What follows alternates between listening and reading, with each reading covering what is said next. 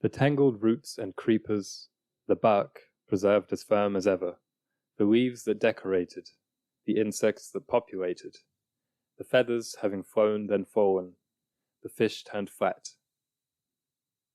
The algae from sea to museum, the bone from body to corpse, the stone encasing everything.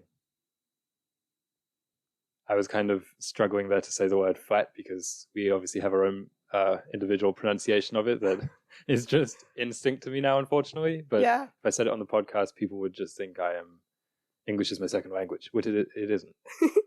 I saw a post on Instagram last night and it was like best friends have probably just their own set of language, and we most definitely do. If we ever let it leak onto the podcast, we might get some concerning messages. Are you guys all right? I didn't realize you were not English. Well, one of us is not all right.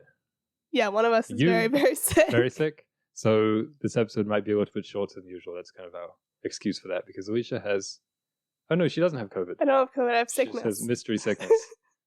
So if she's sounding slightly more incoherent than usual, that's the reason. That poem hopefully sounded coherent. It kicks off the 10th episode in our nature semester. Today we're talking all about, as you phrased it last week, archaeology, evolution, history. But archaeology is not correct. Because what's the right word then? Paleontology. Archaeology is for like human activities. But I wanted to talk about archaeology and paleontology. What does archaeology have to do with the nature semester though? Guess what, Aaron? I'm going to tie it all in. Okay. Well, anyway, this poem, it was kind of just like, fossils, aren't they cool? Isn't it cool how things go from a baby to a really big thing, breathing, sometimes moving, often eating, photosynthesizing, etc., and then dying, and then very rarely, because it doesn't usually happen, fossilizing. Yeah. And then later perhaps being mesmerizing to... Wow, you're gracing us with another poem. I don't know. Wow. I don't know. But it also reminded me of a movie that we watched very recently in cinemas. This is for the Solacene Recommends segment of today's episode. Brand new, which is called Geographies of Solitude. Did you want to talk about that a little bit? I'd love to talk about it. It was funny because the day after you said, I really want to find... Because it was on the day before New Year's Eve, so it was the 30th. Yes. You said next year I want to find a new favorite movie, and I realized I think I might have accidentally found a new favorite movie. Like, it was wonderful, it was cinematic, it was a bit art housey. They had, okay, this is horse dung laid on this. Yeah, maybe we should give some context. So there's horse dung, it's artsy, maybe we should explain it a little bit. Geographies of Solitude is a film, a documentary style film, all shot on 35 millimeter? I think it was 35, yeah. Some millimeters film.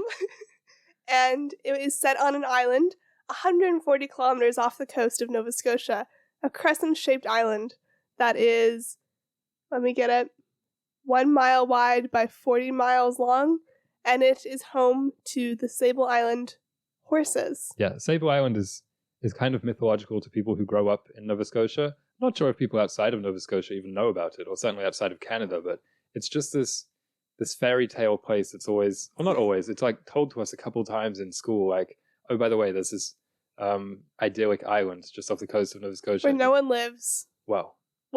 We thought nobody lived there. Yeah. But the film is in some sense a landscape, hence the name Geographies, but also in some sense a portrait of the naturalist who kind of studies there. Her name's Zoe Lucas. And she has lived alone, or so it made it seem, or close to alone, on Sable Island for roughly 40 years. Mm-hmm. And so I think it was like you were looking into your future a little bit, and that's why you say maybe it's your favorite movie. It just was, yeah, you were very touched by the scenery, which I was as well. I mean, the night skies it was remarkable. Every single shot, there were just these shots of the majestic horses with the sun rising behind them, and it brings me to tears even thinking about it, let alone when I was in the theater. But then this woman's story, it's almost like triumphant yet tragic. In the end, she's kind of talking about, like, time just got away from me. She started the work when she was in her early 20s, and then she is in her 60s now and just... Borderline obsessive, but in a positive way, I suppose. Yeah. Cataloging all the plastic that washes up on the shores. She has, like, this massive box full of different balloons and orders and sorts them by colors, that kind of thing. Yeah. So it had an environmentalist message, what I'm saying. Yeah, and we were talking about it afterwards, because we knew a decent amount about Sable Island, more than the average person. I think it could have done for us without the very explicit climate change messaging, because we've kind of grown up once in a while, as you said, hearing about it. So we know the sand dunes are eroding. We know that the plastic is an issue. Yeah. So seeing it explicitly was almost like kind of banging the message over the head a little bit. But I think for people who didn't know about it, it would be a very rude awakening. It gave me, when people watch, what's that movie about animal cruelty? When people watch movies and they're like converted to veganism, they're converted to like never eating at McDonald's again. I feel like this movie would really do that, because the first portion of the movie was just beautiful. Solacene, just showing you this is beautiful, this is nice. But then the last little bit was like, it's not going to be nice much longer. And of course, that brings us to the organism of the week. The Sable Island horse. Brown. Graceful. Yes. A flowing mane. Made of chocolate, this one? No, it's just brown. It's just all brown. If you were to have a horse in the future, Sable Island, wild or otherwise, what color would you want it to be, and what would you name her? It has to be a her, right? I don't think it has to be a her. Okay, him. But mine would be white, and it would be called Glitter. I was going to name mine Luna, and it was going to be kind of caramelly. Yeah, I don't know if you can name horses that aren't like... It has to be a name that an 8-year-old girl would come up with. Yeah, of course. It can't be like Horace. No. Boris. Yeah. It's going to have to be Luna, Glitter, Sparkle, Rainbow. But the Sable Island horses have a sort of dwarfism, island dwarfism, because they have lived on the island for a few hundred years. That's why they look so... They're often called ponies, Sable Island ponies. And frankly, until this movie, I thought they were ponies. So they're just kind of like slightly dwarfed horses. And they know this because over the years, up until the 60s, people were still taking horses off the island to slaughter or to sell or to tame, which I didn't realize that was that recent. But because they were taken off the island so often, we know that if they have a more normal diet, they grow to full horse size. Oh, it's like a bonsai horse. Yeah, Bringing exactly. it back to last week. But because they live in this tiny island and only have so much to eat, they generally just stay a certain size. And they have no predators on the island. Also, they're obviously not natural. A lot of people consider them a invasive species because they were just brought there from most likely France or another part of Europe. But they were brought there in the 1700s to basically... The islands acted as their corral. Then you just take a boat over to pick them up. They didn't need any fences. Yeah. And there were no... Yeah, because there's no predators, they generally just die of their teeth getting worn down by the sand. Ooh. And they can't eat anymore, which is so sad. So they starve. They starve. Yeah. I was like, oh, it's so dark. It did kind of brush over that in the movie. Yeah. Because I was just like, oh, old age. But like, you don't just...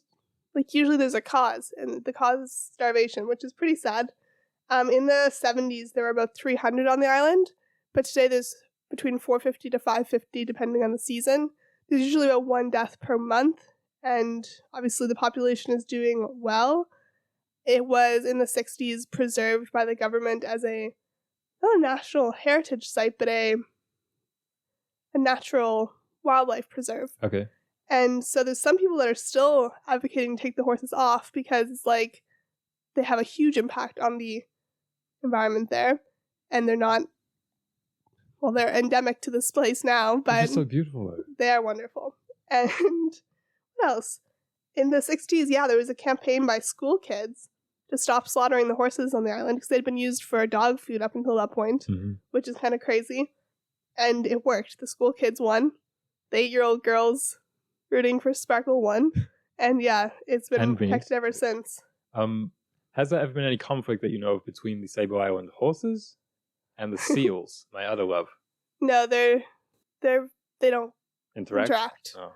I imagine, because have you ever... No, you haven't. I remember once the migration patterns were disturbed for the seals near where I lived, and so they were mating on our beaches. What? Which they don't normally. And the noise... Man. Like you saw in the movies, the woman had earmuffs on. It's like... sickening. What does it sound like? Like screams, children's screams. Okay. Kind of. And it's just really You should have noisy. slapped one of them. No. They were trying to give birth. Oh, okay. I thought you just meant that was the ambient noise they made. No, it was just like a screaming Yes. from the birth and the labor. But yeah, we went down to see them once. I think there were a few years where there were seals kind of on the beaches where I lived, which wasn't normal. But yeah, the noises, I imagine, scare off the horses. The horses probably keep to their side of the island. Makes sense. But yeah, the seals are the other big megafauna that make an appearance on Sable Island. And other than that, there's 130 species of birds. Or wait, 330 species of birds and 190 plant species. And then the woman is currently trying to document all of the invertebrate, which would be quite the task. Like the But insects. she's taken it upon herself. So Godspeed to Zoe. But Come yeah, on the podcast. yeah, I think that's a quite honest invitation. Yeah, no, I'm not joking. Come on the podcast. Usually we're joking, inviting like, I don't even know, Biden. Kanye or Banya. Oh my god. Kanye or Banya, I don't mind. So yeah, come on the podcast. We'd love to have you. So I'll get started with fossils. Cool. Fossils are a very Solacene concept. Yeah, there's one on our logo. There is one on our logo. How many things are on our logo? There's 6 things on our logo. And what are they, Alicia? There's You drew them. I know. There's 2 plants kind of twisting together. There's a paint palette. There's the city. Is the city on the logo? Yes. There's a city. There is the fossil, a sun, and I don't know what the 6th thing is. Turbine? Is there a turbine on them? There is a turbine. Anyway, there's 2 types of fossils. Type 1 and type 2. Type 1, this is like the basic one that people know, which is either the remains of the organism or the imprint left from its remains. So it's like the most famous type of fossil, the one that we have. The one on our logo is like a mollusk, right? Yeah. I think it's called an ammonite. Type 2 fossil, this is something that was made by the animal while living, which has since hardened into stone. Like Footprints. a footprint or something else animals make. What about hair? Would that be like fossilized hair and amber? That would count as type 1 because that was a part of the creature. Oh, Yeah. okay. So it's something they make. Yeah, something they make Okay, I see. that isn't them. Hmm. So like POO, that's something else. Yes. It's called coprolite. That's the name for that. So the most common type of fossils are of bones and teeth. I don't know if this is me being incredibly ignorant.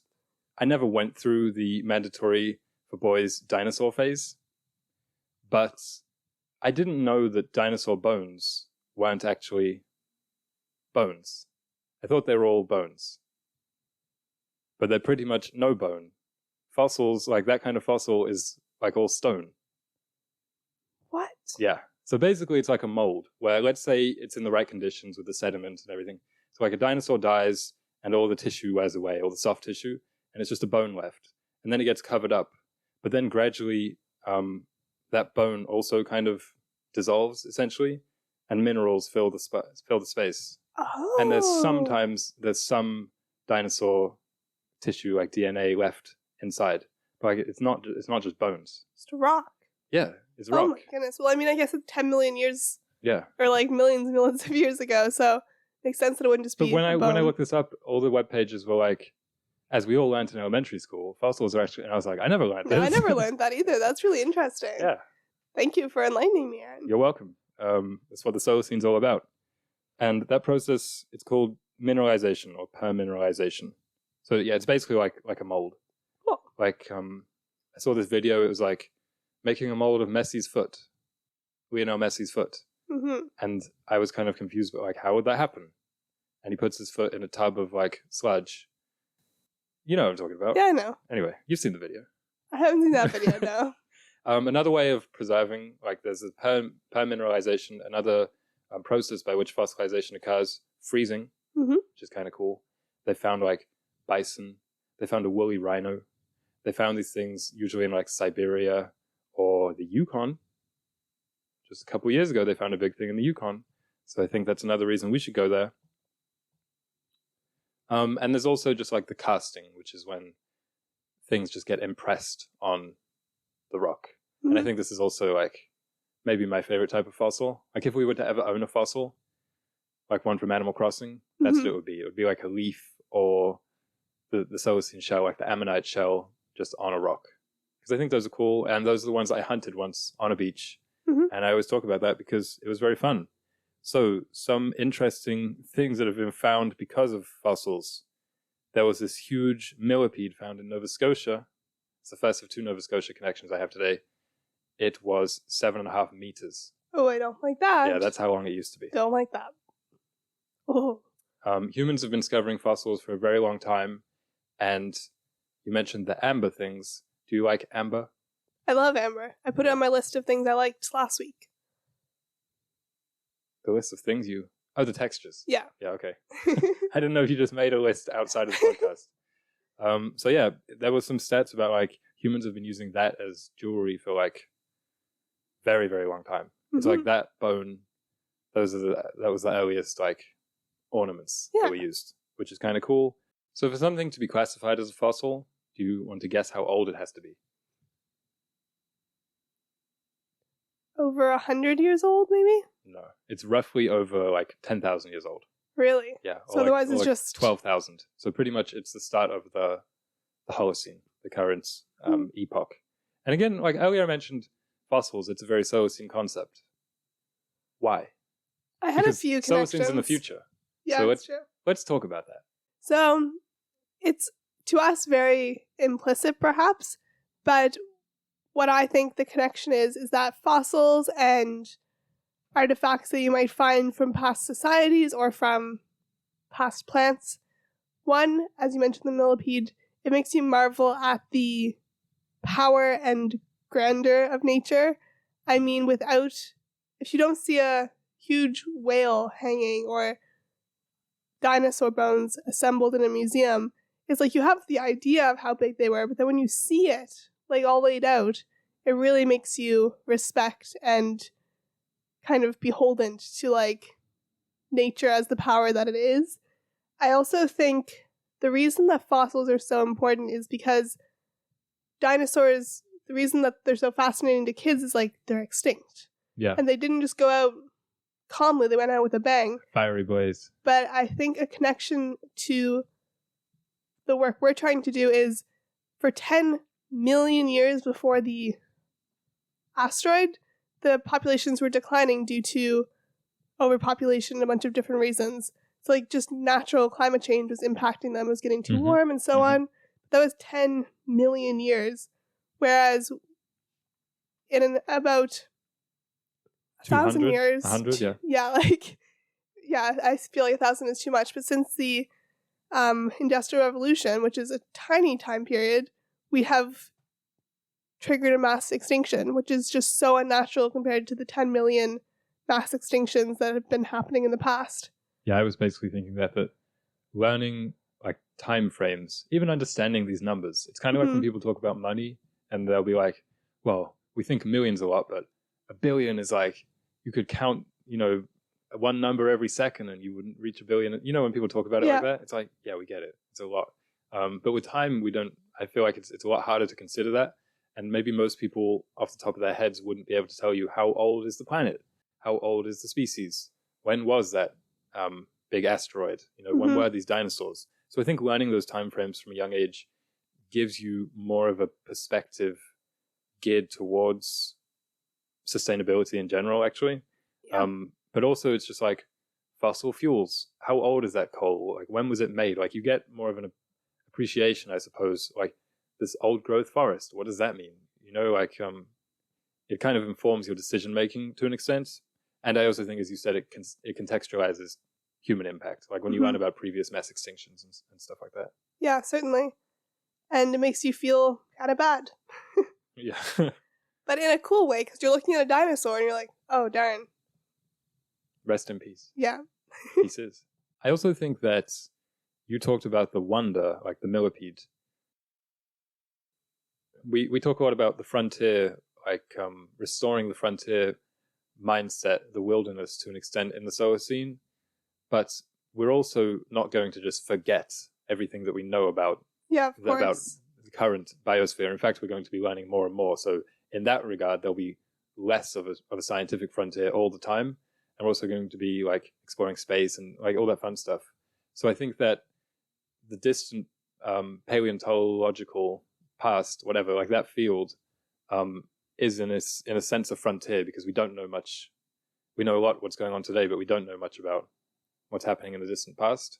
Yeah. And I also think just from like a I don't know, foundational perspective, the Solacene, some imagined future, you know, the Pleistocene, for instance, some in the eyes of most people imagined past. There's like a symmetry there, is what I'm saying.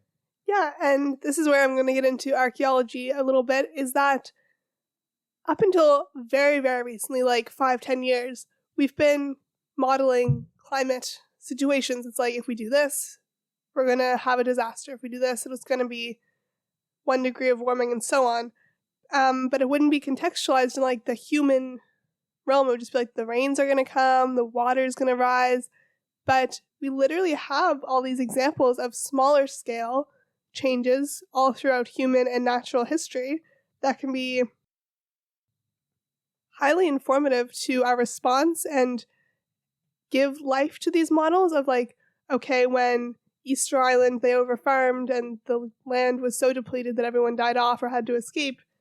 Like, this is how they responded. This is how it changed culture. Yeah. And it kind of gives you a completely foundational in like the human experience. It can inform these pathways. I read something once. It was like, don't quote me because this is very paraphrased. I'm not 100% sure it was accurate, but it was like the biggest commonality between like empires, human empires through history as they've fallen has been like soil depletion or something like that, or like erosion.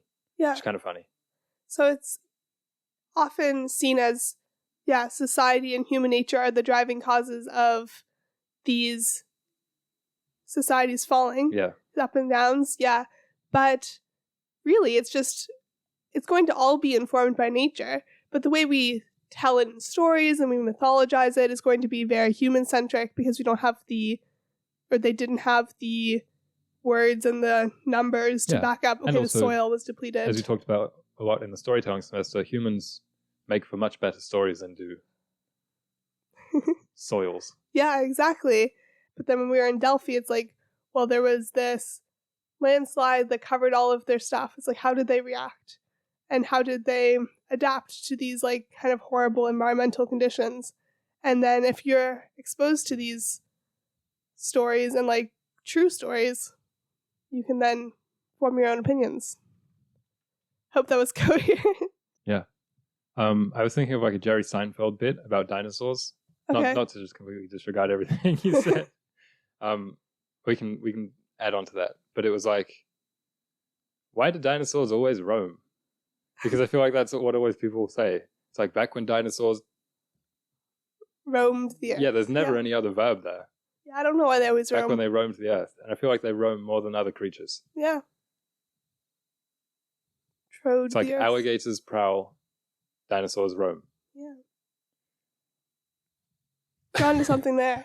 Another Solacene relevance is that like learning about the ancient natures, as you might say, the ancient climate, all that kind of thing. Like pre-human is what I'm saying. It makes you consider a world without humans. Yeah. And I don't mean that in like a misanthropic perspective, like, oh, we're a poison, the earth will be so, like, not like that, because Solacene is anything but misanthropic. It's community-based, in fact. But I just mean, well, for one thing, it can help ease the eco-anxiety, I think, that a lot of people feel. I don't feel it, but a lot of people feel it, wherein you can kind of look at these grand timescales in which humanity is just a blink or whatever and be like, wow, well, everything seemed to recover just fine from this big meteor, massive volcanoes, floods, ice age, that kind of thing. So things will be fine after we stop, polluting or whatever. Mm-hmm. And I also think that a world without humans, that wilderness, it gives us a North Star.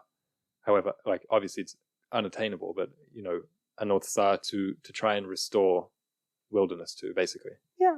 Oh, and I also think just like knowing about this stuff, seeing things not just spatially, but also like in terms of time, it's like another layer of thought and information and imagination just when you're traversing nature, Like, for instance, I think it was middle school, one of the teachers casually mentioned, like, in Nova Scotia, oh, you see those big rocks, like those massive rock formations, let's say beside a highway or something, and they have these deep grooves in them. A lot of that is from glaciers during the Ice Age, which came and were like dragging rocks underneath. And so they were carving into these big, like the bedrock and that kind of thing.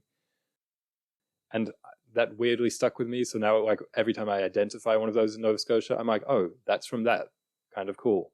Yeah. And I just think that most of our thought it's wholesome and it's like educational when it's like scientific like this. So if we had more of these contextual, like connect the dots, we could walk around and be like, oh, that's this type of fungi. It was around since this, or even like it evolved, it diverged on the evolutionary path or whatever from humans or from monkey. I don't know where fungi came from, but I don't think they came from humans. No, I don't think they came from humans either.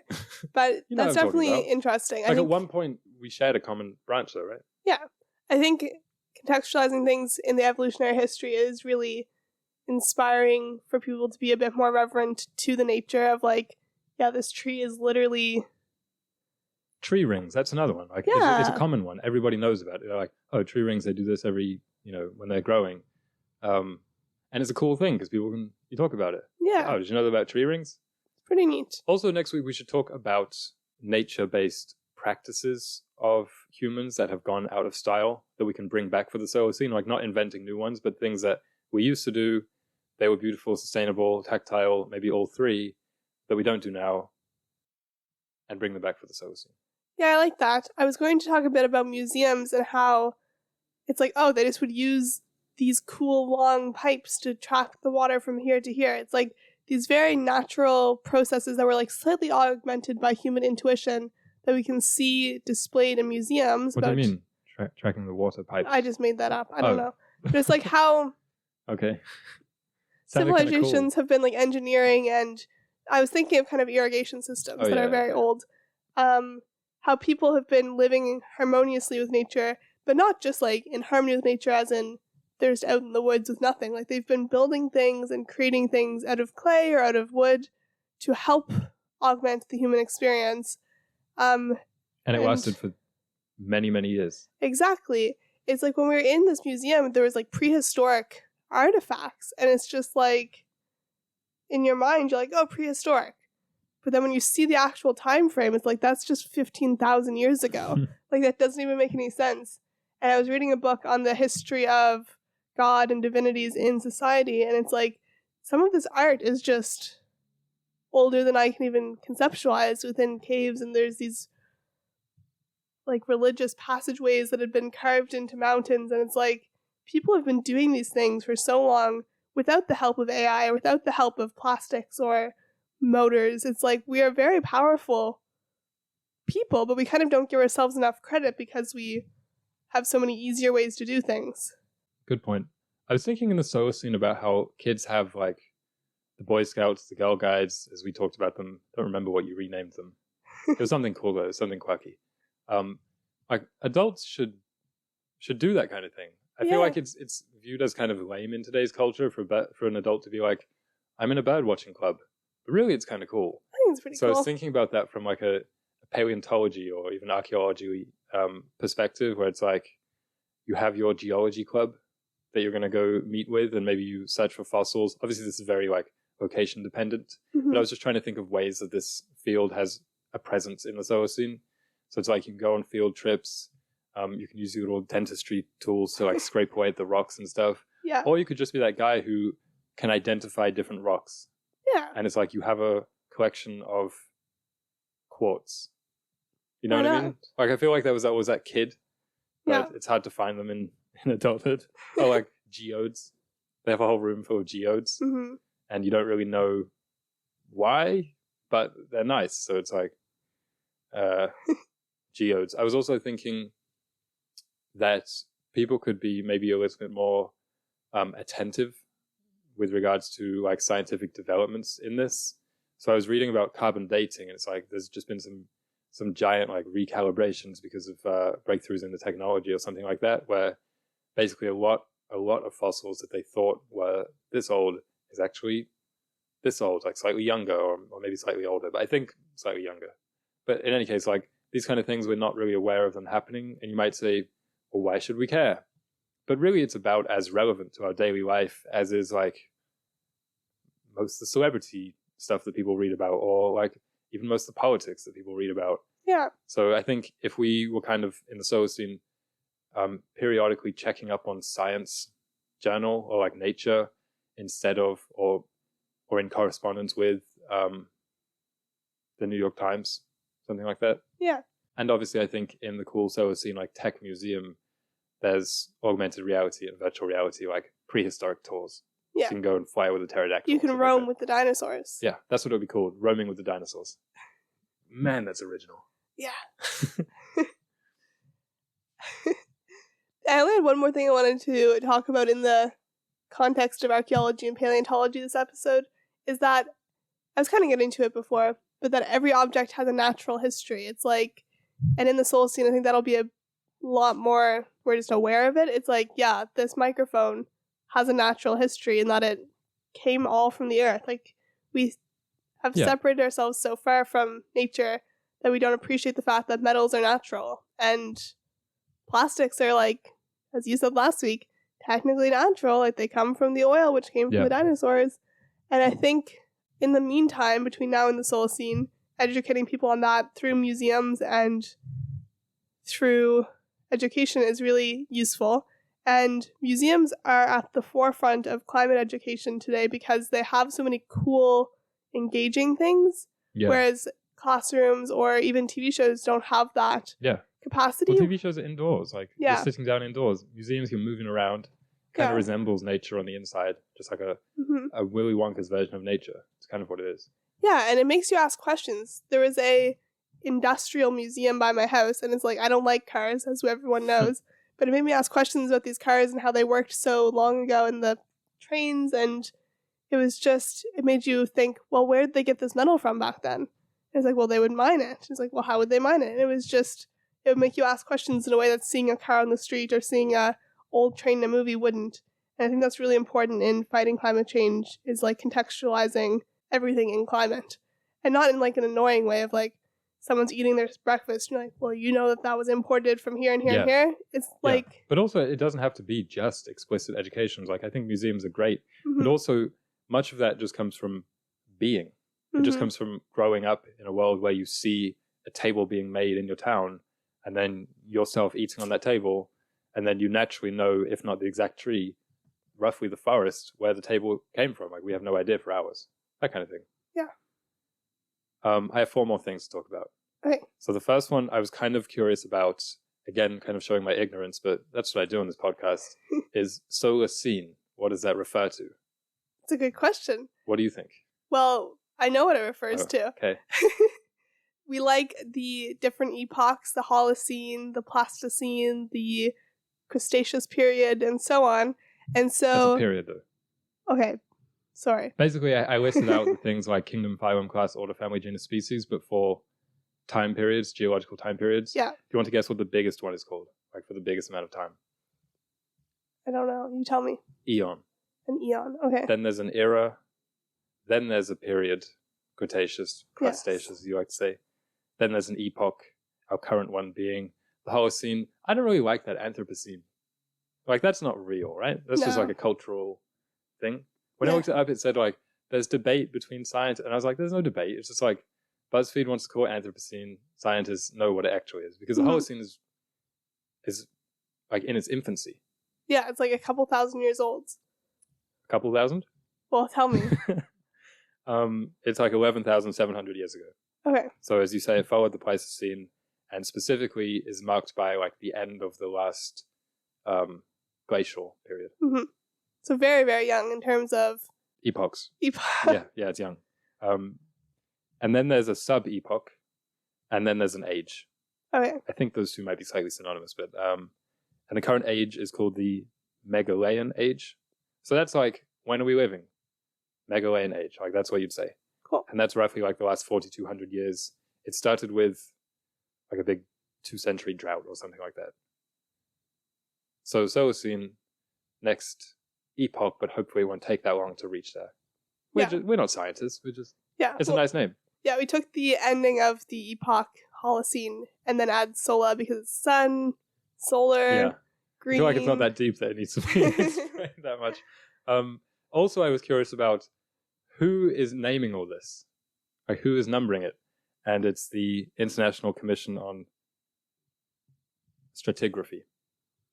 So that could just be made up. I don't know. Yeah. Well, just submit Solacene because it was like this Megalayan age, like it's a recent naming. It was only like 5 years ago that they were like, this is a Megalayan. And everyone's like, what? So they just kind of said it, and now we have to go by it. But also, I think for next week, like we mentioned, obviously in the nature semester, we've been talking a lot more about organisms than before. The millipede, I have a couple cool evolutions to close on also. And the organism of the week is still a weekly staple. But I think next week we should talk about, like maybe each pick an organism or two and talk about lifespan. Okay. Like describe the whole life cycle of a thing. Okay, organisms of the week. Yeah, organisms, sure. Cool. I feel like that would be, it's rich for discussion. We kind of mentioned it in the zine. Shout out to the zine. If you're interested in what we have to say and you want to read it or look at it, we have a handmade zine that you can buy through the link in the description. And no, I'm not going to spoil what's inside, but there's a creature who features prominently. We talk about that life cycle. Yeah. Next thing is tree houses. I just wanted to mention them. I don't know why this week's research kind of made me think about tree houses. I don't know either. But tree houses are cool, right? They're cool. Yeah. I like them. I do think that tree houses are probably overrepresented in media. Absolutely. It's like every young boy in a movie or TV show, well, he's going to go to his tree house and it's his hangout spot. But in reality, it's like, how many people have tree houses? Yeah. I know you did, but most people don't, I don't think. Yeah, I think we should definitely talk about tree houses next week. Oh, talk more about them? Yeah. Okay. I was just thinking, like, I would mention it now, like, tree houses, they're cool. No, let's talk about tree houses in the Solacene. I just think humans should climb more, but we'll talk about that next week. And lastly, I wanted to close on some cool evolutions. I had a couple. One is the tripod fish.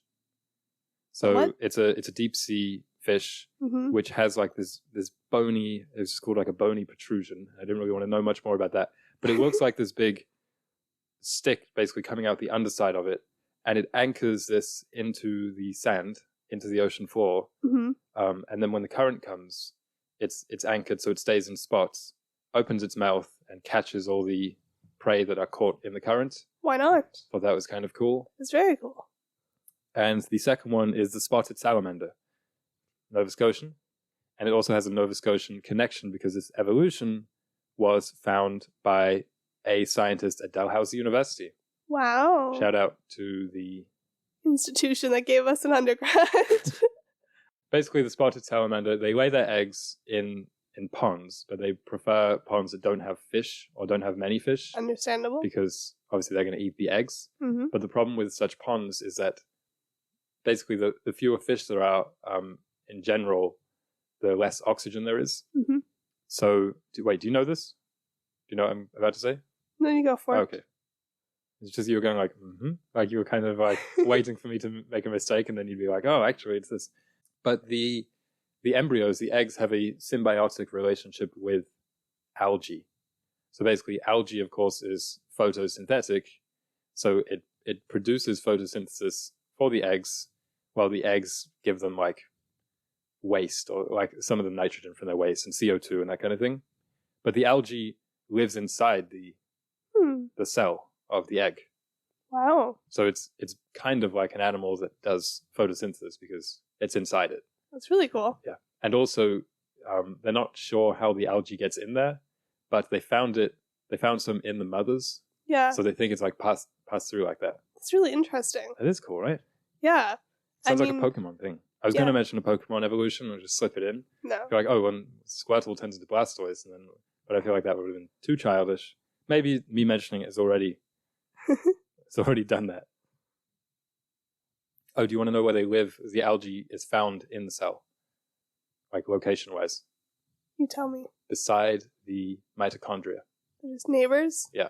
The powerhouse of the cell and the photosynthesis powerhouse. Every article I read about this said powerhouse of the cell. I did a Control F, and they always said that. You have to. Yeah. It's similar it's like to dinosaurs roaming. roaming. Yeah.